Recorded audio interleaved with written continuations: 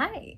Okay, so today I was really in the mood to do a very quick, very easy sewing project, and I just couldn't really decide what I wanted to do, but I was looking up at my fabric stash pile up at the top shelf that I'll show you in a second, and I think I'm gonna take a couple yards of one of those fabrics and just make a very quick, very simple rectangle skirt with an elastic waistband because I mean, what's more comfortable than elastic waistband? Not much in life. So let me show you my fabric stash and then I'll see if I can pinpoint which one I want to use. Behold, the fabric stash. Also I have like interfacings up there as well, but the one I'm wanting to use is hidden in there. It's very buried, but I'll show it to you in a second. It's this! Isn't it cute? It's this beautiful Pokemon cotton. It's got all the starters from Gen 1, including Pikachu, and I think it was just adorable. It was on sale, I think, at Joann's. I think they were having a sale on all their licensed cottons or all their licensed fabrics just in general. And I got a couple yards, because normally with a rectangle skirt, I just need like 2 yards. And I don't really do much cutting, really. I will trim off some of the spare threads that came off when I pre-washed it. But other than that, this should be a really simple project today. I should be able to get it done within a couple hours, and I'll take you through that process. But first, I need to clear off my table because there is no space for my sewing machine, and I'll show you what I mean. This is currently what's on my table. So this gigantic diamond painting project, which I've been working on for TikToks, and I'll probably make a video about soon. I also have the cat's bed, which looks disgusting from here, but I promise it's just like the shadow. And also, I guess, their hair. Fabric, diamond painting materials, stand for my Lego minifigs that I haven't put on yet. Maybe we can do that today too. So I'm gonna go ahead and clear off the table and then we can get started.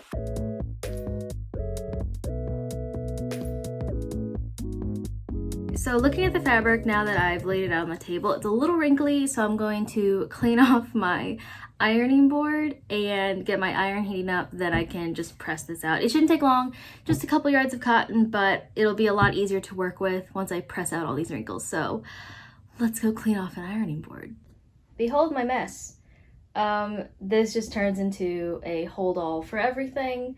So let's clean it off. But we can take a little tour of what's all over here. We have a candle and a coaster, TV remotes, my measuring tape, a piece of elastic, a lot of pieces for scrunchies, my little reversible octopus, the supplies I just took off my table, and again, my stand for my minifigs.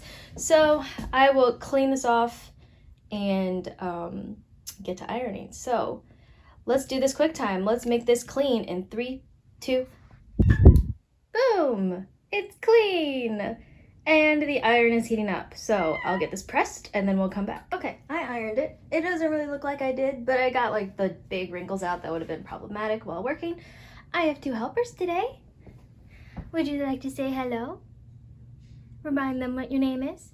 You are Callie, and you, sweet girl, are Toast.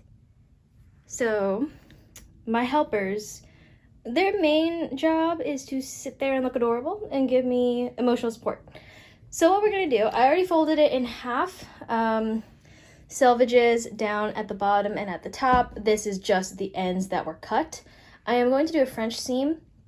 So for this skirt, it's super simple. I'm literally just gonna match up the ends, do a French seam on here. So I'm gonna sew wrong sides together first, clip it, press it, flip it the other way, and then do a normal seam with a little bit wider of a seam allowance, and that'll be a really solid seam. And that's the only one that I'm gonna have. It's just gonna be a giant tube, obviously, that I will gather at the top down into the elastic, and then this will be the skirt. I'm probably gonna cut off a good bit actually, because, oh, thank you. It's a little long. I like to have mine about right below my knees, which for me is probably about 25 inches from the waistband down to the bottom of the skirt. Oh my gosh, do you like this fabric that I've already pre-washed? And now you're getting your little hairs all over it. Oh, I see. Anyway, so I'm gonna go ahead and get this seam pinned and done as a French seam, and then I'll kind of walk you through the process of how I add the waistband, because I like to do the waistband first, and then I'll try it on, and then cut the hem and get that done. And then this skirt, that's literally it. It's like a 3-step skirt. I love it. Oh, are you exhausted already? And she is staring off into the middle distance. All right, let's get this seam done.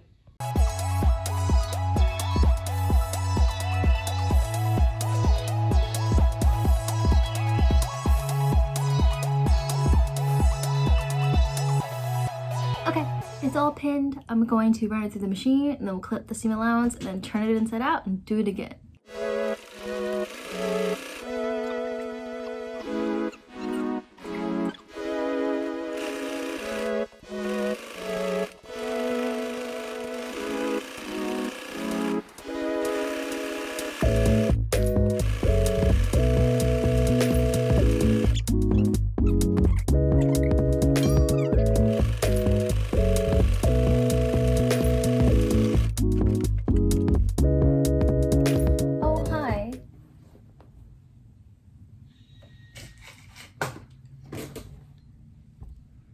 Is this where you want to be? No matter what project I'm working on, she has to be right on top of it. Don't you? Don't you, sweet girl? Okay, but I gotta like actually get it and trim the seam allowance. That's what we're gonna do. I'm gonna trim the seam allowance down and then turn it inside out and do another seam. Aww.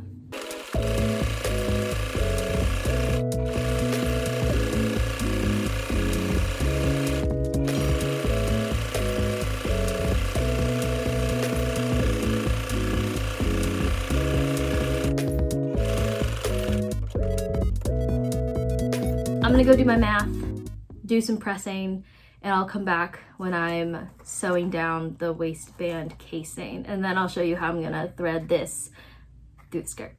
Okay, see you in a second. Okay, the waistband has been measured and pinned all the way around. I'm going to leave a little gap right here open, so then I'll be able to feed in the elastic later, and then I can always just go back in and stitch that down afterwards. And I don't need to do that by hand or anything. I'm going to do just a basic top stitch all the way around the edge just to hold this down, so putting in a top stitch there will just match. So I'm gonna go to the machine and we'll get this waistband casing done.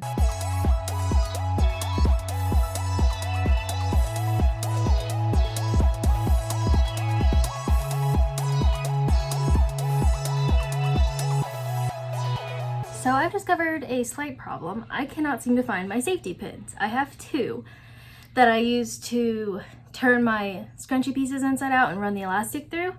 And that's what I was gonna use to run this bad boy through the waistband, but I can't find them. So I'll either keep looking, see if I happen to find them, or I'll rig up something else to run this elastic through. But regardless, the next step is to take that opening in the waistband casing that I made right here and feed one end of the elastic through, hold one end on the outside, and then allow the waistband to shrink in, sew these together with a little bit of overlap with the machine, and then close up that casing, and then the waistband will be done, and then all that's left is the hem, which would be made way easier with safety pins. If I can't find them, I'll figure out something else. So I'll catch up with you in just a second.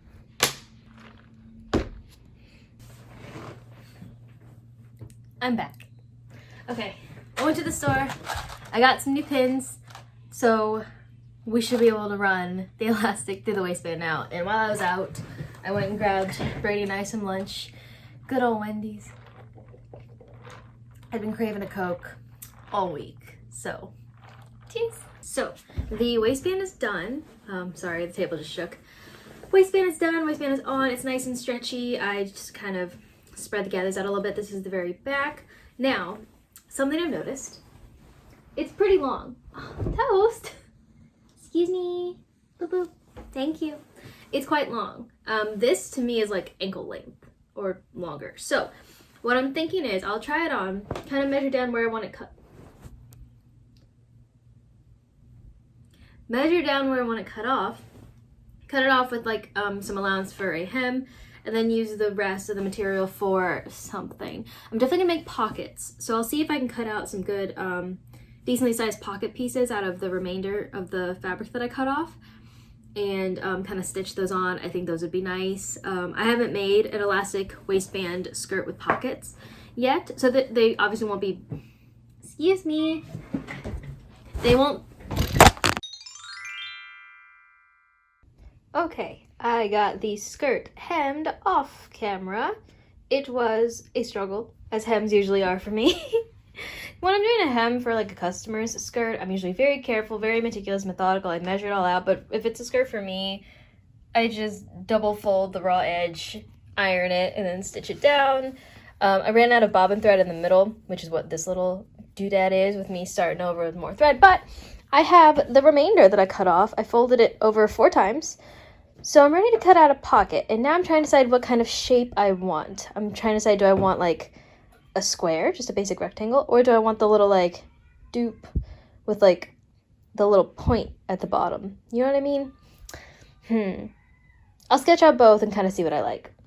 Behold, my beautiful chalk sketch. Okay, I'm kind of leaning towards the one with the little point at the bottom. I think that could be pretty cute.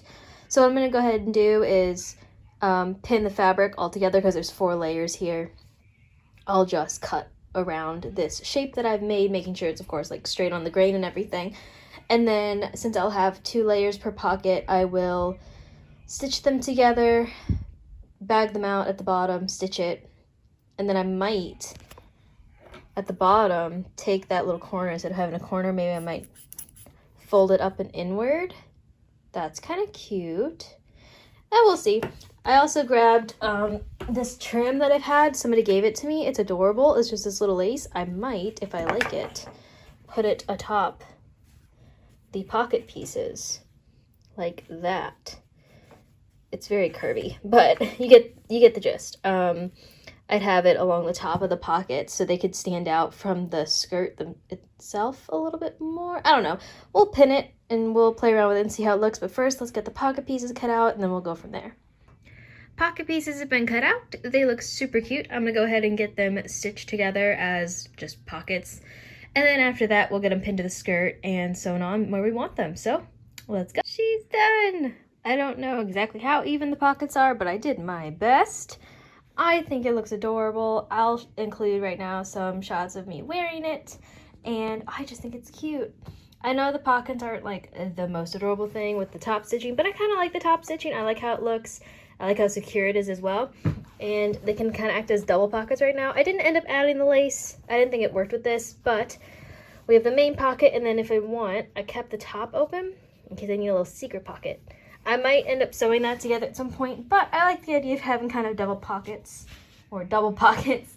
But I think it's adorable. It was a fun little afternoon project. Turned out cute, and I'm excited to try another one. I mean, we have the pile up there, which is definitely not as big as it used to be, let me tell you. So I think this turned out great. This was super fun to do. I really enjoyed it. I wanted to start off with something that was just a little bit easy to do so I could focus on, you know, getting good shots and editing together. I don't know how I'm gonna do, but please know I tried my best and I had a blast. So this was fun. I hope you enjoyed watching me make this skirt. Look out for it. It'll be on Instagram, I'm sure. But yeah, thank you for joining me on this. I'll post as often as I can. If you want to stick around, you know how to subscribe and all that stuff. You know how to do that. Hope I get to see you around some more. So let me kind of say my usual thing that I like to say. Ooh, good lighting shift, huh? Okay. You're a beautiful person, inside and out. Don't let anybody, especially yourself, tell you any different, okay? All right, have a wonderful rest of your day. Bye.